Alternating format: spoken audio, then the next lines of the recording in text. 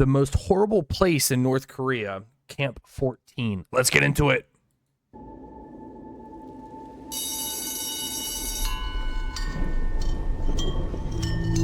Class is about to start for these 40 school kids. Like every week, the teacher starts searching everyone's pockets. This time, he finds something on a little girl. 5 kernels of grain. The teacher snaps and commands the girl to come up front. She has to kneel down on the hard concrete floor. With a wooden stick, he strikes her on the head. For what? For 5 kernels of grain? For like 5 little pieces of rice? Did I see that right? 5 pieces of rice? Again, and again, and again, and again. Oh, wow. Her classmates watch in silence. The beating goes on until the little girl collapses. Afterwards, her classmates carry her home. The same night, she dies. She died over 5 grains of rice? Bro. The little girl and the other 39 children are all inmates in one of North Korea's deadliest prison camps, Camp 14. I thought that was Comparisons a school, have been drawn to the Nazi death camps, to the Soviet Gulag. You know, they're accurate, and in their own way, they're different. I'm sure the schools aren't, far different, to be honest. Like, let's be real. Detention facility hidden in the mountains of Kaeshan, a place where people are imprisoned for the crimes of their parents. Once you end up here, you will most likely die here. This is truly a space that is outside humanity, let me say that. Prisoners are forced to work under inhumane conditions. The smallest mistake can cost them their lives. Escape is almost impossible. Only a handful make it out, risking everything on deadly routes. In North Korea, there are several of these death camps, and the regime has kept them a secret for decades. But through the relentless work of human rights organizations, satellite imagery, and reports from survivors, we can have a glimpse at these facilities. Why are people being death camps sent to Camp 14? What does daily life look like inside its walls? What horrors do the inmates face? And how do people actually get out? This is the story of the most horrific prison camp in North Korea. Absolutely insane. This story is based on Escape from Camp 14 by Blaine Harden. One former prisoner of Camp 14 later changed parts of his story. Every time you see this symbol, it marks those revisions. If you want to know more about the exact changes and the reasons behind them, we recommend reading this article. Since North Korea denies the existence of these camps, independent verification is not possible. Shin Dong-hyuk is just a young boy when he witnesses the little girl being punished for having food in her pocket. Shin has no doubt she deserved it. That's not even food! After all, she stole food. And in Camp 14, stealing means death. He doesn't question it. He knows nothing else. The camp rules are his reality. Shin was born in Camp 14, but his parents didn't fall in love. They were assigned to each other by prison guards. Intimacy between... Assigned? Yo, this place is way crazier than I thought. Assigned? Ugh. What if you get assigned to, like, someone just super, like, not attractive? You're just like, ugh. Men and women How is does that strictly even forbidden. happen? If a woman becomes pregnant without permission, both she and the baby are shot. In Camp 14, there's only one way to have a child. What? Promotion. Shot? Those who work hard, and more importantly, snitch on others, may be granted a reward marriage. No This is how way. Shin Dong-hyuk and his older brother Shin Hee-gyun come into the world. But they don't grow up as a real family. Their mother never talks about the past. Shin has no clue why his parents were imprisoned, and it probably wouldn't matter anyway. It's all about suspicion. You know, you don't have to be an anti-regime character. But if you're suspected of being anti-regime, of being a wrongdoer, a wrong thinker, of having engaged in wrong associations, they will send you to the camp. This is Greg Scarlatoiu. He's president and CEO of HRNK, the Washington-based Committee on Human Rights in North Korea. For years, Greg and his team have been investigating human rights abuses at these camps. Like many others, Shin will most likely stay in Camp 14 for the rest of his life, Wow. even though he never committed a crime. This is the house Shin and his mother live in. Along with his mother's promotion came slightly better housing. They share it with 3 other families and sleep on the floor. There is a single light bulb in the kitchen. Electricity works for just 2 hours a day. There's no running water, no furniture, no shower, and barely enough food to survive. The building... Dude, that's somebody's reality, bro. Like me and you and like a lot of other people, right? They go home after like a long day of like, I don't know, how long is school nowadays? Like 6-7 hours, right? And hop on the game, you know, dinner's ready, you know, get your ass whooped for not getting good grades. They don't even have a school, bro. It's just death camp, bro. Like, what? is part of a model village. He was born one in a of death many. camp. Camp 14 is estimated to cover around 153 square kilometers, almost 3 times the size of Manhattan. It is secured by a 60-kilometer fence, patrol paths, barracks, guard posts, and checkpoints. The whole area stretches from river valleys to mountain peaks. The wilderness and the Taedong River act as a natural barrier, an immense obstacle course separating the facility from the outside world. Little villages are scattered across the vast area, containing housing and working units. These are sprawling facilities. They're very large facilities. So at some of these facilities, you see farming, agriculture going on. You see some of these facilities that are adjacent to coal mines or other types of mineral exploitation. Researching and animating topics like these take a lot of time. We worked for months on just this video with the help of more than a dozen people. And this wouldn't be possible without our sponsor, Brilliant. Brilliant is an interactive learning app and the best way to become smarter, quicker, to everything Brilliant offers. The camp has its own railroad network and generates its own electricity. And it also has a school. This is where Shin goes every day. Just nasty. His teacher wears a guard's uniform, carries a weapon, and teaches obedience above all else. Camp rules are brutal. There are 10 of them. Even the smallest violation can lead to execution. Shin memorizes them all. Rule 1. Any witness to an attempted escape who fails to report it will be shot immediately. Rule 3. Damn. Anyone who steals or conceals any foodstuffs will be shot immediately. Rule 5. Anyone who holds or hides a fugitive's possessions, conspires with him, Just or fails death. to report him will be shot immediately. The guards enforce the immediate rules death. Like, there's without mercy. no- Across North Korea, there are different types of detention facilities. The worst of them are called Kwanliso. Camp 14 is one of them. It's also called a total control zone. People never get out of those. You know, they just waste away. They get killed by this vicious cycle of malnutrition and forced labor.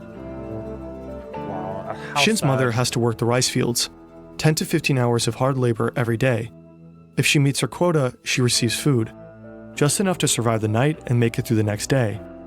North Korea is all about production targets. If you don't meet them, and probably you will not meet them, you'll get less food, more work, less food, more work, and that's how you waste away and die. That's, you know, the truly tragic story at these camps. From the moment Shin starts school, his life is split between the classroom and hard labor in the coal mine. Long workdays are made worse by a constant gnawing hunger. Before school, Shin often eats his mother's portion while she's still out in the fields. She beats him for it, but he does it anyway. To him, she's not a source of love or care. She's a rival in the fight for every meager scrap of food. This wow. is Shin's How meal, sad. served 3 times a day for his entire prison life. If he makes a mistake, his portion is cut in half as punishment. Sometimes he and the other inmates catch rats, the only source of meat in Camp 14. For Shin, this isn't as much as a nightmare. It's normal life. He has never seen the world beyond the barbed wire. Wow, Unlike this how man. sad. Insane. Kim Young is in his mid-40s when he's brought to Camp 14. He knows the world outside very well. In fact, he was a high-ranking military officer and vice president of a state-owned company. In his former life, he enjoyed culture, a chauffeur, and all the benefits of being a government employee. Now he's also forced to work in the coal mines. Kim didn't break any laws to get here. His parents did. In North Korea, this form of collective punishment is called yunjoje, guilt by association. Up to 3 generations can be punished for crimes of family members. Wow. When Kim was a child, his father and brother were accused of spying for the United States. Enough So basically, if your grandpa, I don't know, had 5 grains of rice in his pocket, you would also go to prison along with both of your parents. to execute them. After that, Kim was brought to an orphanage under a new name. Wow. It took more than 40 years until someone found out about his true heritage. Even Kim himself wasn't aware of the supposed crimes his family allegedly committed. There's absolutely no judicial process. This is extrajudicial punishment. They'll just, take you away in the middle of the night together with your family members. You just disappear. That's how it goes. Fear is the most powerful tool for prison guards to keep inmates in line. During Kim's time in Camp 14, a total of 25 inmates are executed. One day, he witnesses a fellow prisoner being killed for collecting chestnuts that had fallen from a tree. Kim spends most of his days underground. Hours and hours of endless work with no sunlight and no mercy. Kim struggles. He's never faced labor like this before. Mistakes are inevitable, and every one of them is met with the punishment of a guard who never leaves his side. One day, a guard strikes Kim with the butt of his gun till he falls unconscious. For the next 2 days, he only receives half his meals. After more than 2 months of living like this in Camp 14, Kim decides to end it. Following a long day of work, he steps into the elevator of a mining shaft. The metal cage ascends until it reaches a height of around 2,000 feet. He pulls the safety pin, and the elevator falls. Wow. But Kim survives, Oh, and the that vicious sucks. cycle goes on. Wow. When Shin is about 6 or 7, the camp's borders shift. His village is merged into the neighboring Camp 18, just across the river. It's said to be slightly less brutal than Camp 14, but for Shin, life hardly changes at all. Shin is 15 and has moved out from his mother's home. He now lives with his father. One day, a teacher allows Shin to spend the night at his mother's house, a reward for good behavior. When he arrives, another guest awaits. It's his brother, Shin Hee-gyun. The 21-year-old works at the prison cement factory, a couple of miles away. Shin doesn't like him at all. In the middle of the night, Shin wakes up from his sleep. He hears voices from the kitchen. His brother is talking about escape. His mother seems to support him. Shin's first instinct, he has to report this. He goes to a nearby dorm room and wakes a friend to ask for advice. The friend urges Shin to tell the guards. They go to the school's night guard on duty and report the escape plot. Shin also signs a false police statement, claiming he saw his mother and brother commit murder. This piece of evidence ultimately leads to an execution order. The guards take Shin to an execution site next to the Taedong River. A crowd has gathered to watch. They drag out his mother and his brother. They're killed in front of Shin's eyes. Oh, this is horrible, bro. Like, I always knew Korea was like North Korea was nuts. I didn't think it was this nuts. Like, oh wow, wow. In 1996, Kim Young is transferred to Camp 18.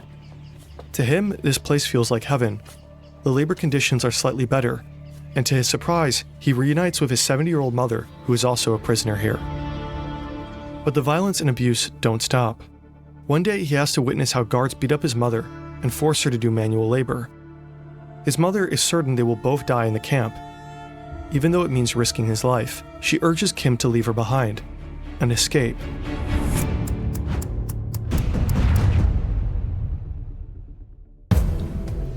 Escaping from a North Korean death camp is almost impossible.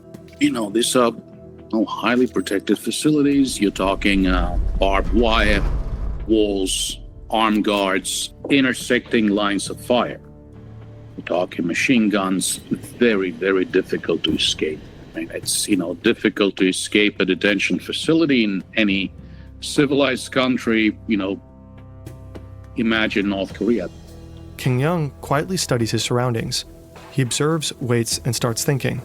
He lays out multiple escape plans, but none of them seem doable to him.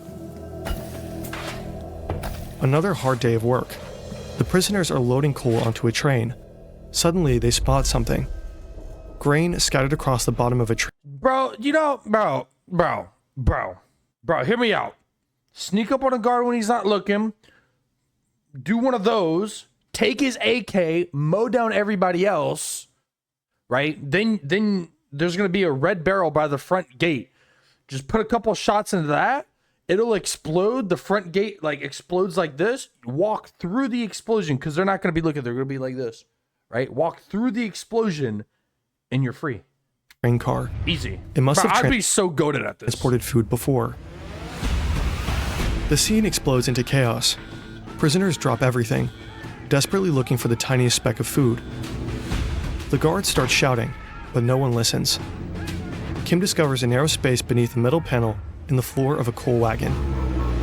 He squeezes inside, and as the train rumbles out of Camp 18, he rides with it. Oh, wow. Bless. Hours later, the train reaches Goan Station at around 4 a.m. We don't know exactly how, but Kim manages to crawl out of his hideout and disappears into the night. Kim successfully escaped Camp 18, but his path to freedom is still very long. After finding a worker's uniform, he changes clothes and starts a treacherous journey that will take him many months through China and Mongolia to South Korea, where he'll eventually seek asylum. Escaping a prison is one thing. Escaping the country is another. We made a whole video on how to escape North Korea. Link is in the description. Shin also manages to escape from Camp 18 twice, both times by crawling under a fence. Both times he's recaptured. After his second attempt, Shin is sent back to Camp. He's lucky he's still alive. Like, honestly. Like, even like if you get caught doing anything, I mean, the girl died to 5 grains of rice. He tried to escape and got brought back. 14 and is thrown into a special detention center, a place with only one purpose: torture. Oh, After he got 4 caught? weeks of torture, Wait, he got caught? Wait, hold on.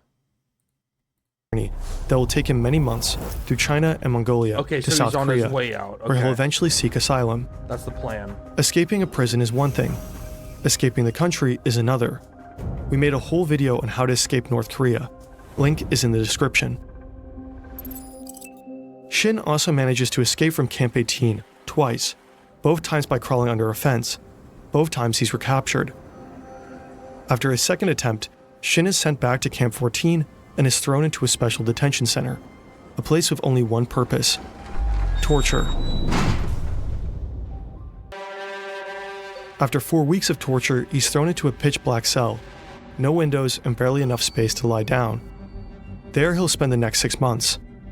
After his release, Shin is thrown back to the general prison population. He has to work in the coal mine, the farm fields, and eventually in a garment factory. This is where he meets Park Young-chul, a man unlike anyone Shin has ever seen. Born into an elite family, Park once held a prestigious job and had seen the world beyond North Korea's borders. By then, Shin already knows he's on the execution list. That actually must suck more, honestly. Knowing what's on the outside and not knowing, like not being able to get there versus just growing up in an environment like this. Because you grow up in that environment, you're like, okay, this is just how life is. But being able to see like the outside, it's like, damn, I'm really stuck in here. Aside, he begins planning what will be Shin's third and final escape. Shin and Park are assigned to do some woodwork up in the mountains, along with some prisoners. They're chopping wood near the outer fence. The camp's fence is around 10 feet high and lined with high-voltage barbed wire. The next guard tower is a quarter of a mile away. Shin watches the patrols. There are long gaps between them where no guard is close enough to spot the two. The plan is simple. Wait until dusk so that their footprints can't easily be traced in the snow. They slip through the high-voltage wires without touching them. As the sun sets, Shin and Park move closer to the fence.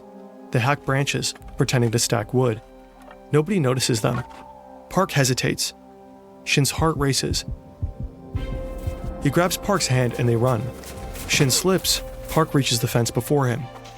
He tries to squeeze his head between the two lowest wires and hits one of them. Park's body is not moving.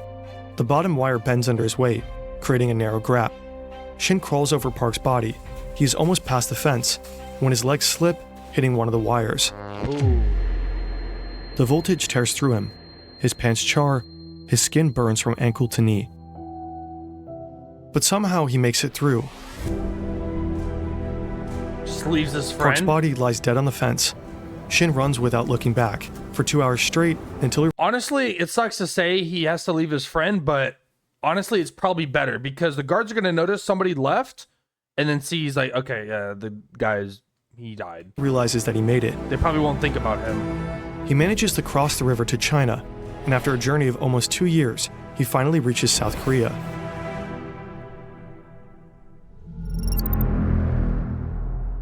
These are all the prison camps that are most likely active in North Korea today.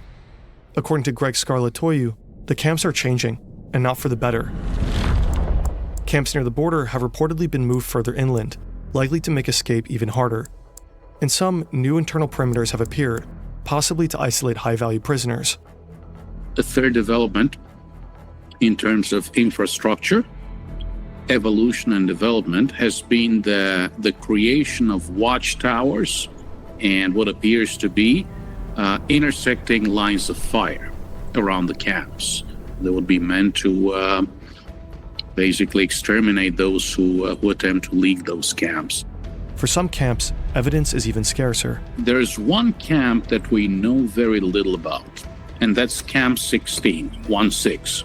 That's very close to the Punggye-ri nuclear testing facility. And I have spoken with the South Korean nuclear scientists who said, look, we don't believe that prisoners are used in digging those tunnels for the nuclear tests, but it is very likely that they will be, used and abused while cleaning up after those nuclear tests.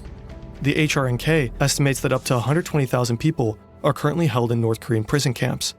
In fact, as a viewer of this video, you might know more about them than most North Koreans ever will. Oh, wow. We have to remember that these people are being tortured and maimed today. They were tortured and maimed yesterday. Why don't we just go over to North Korea and just carpet bomb the entire country? And then, like, save all the innocent people.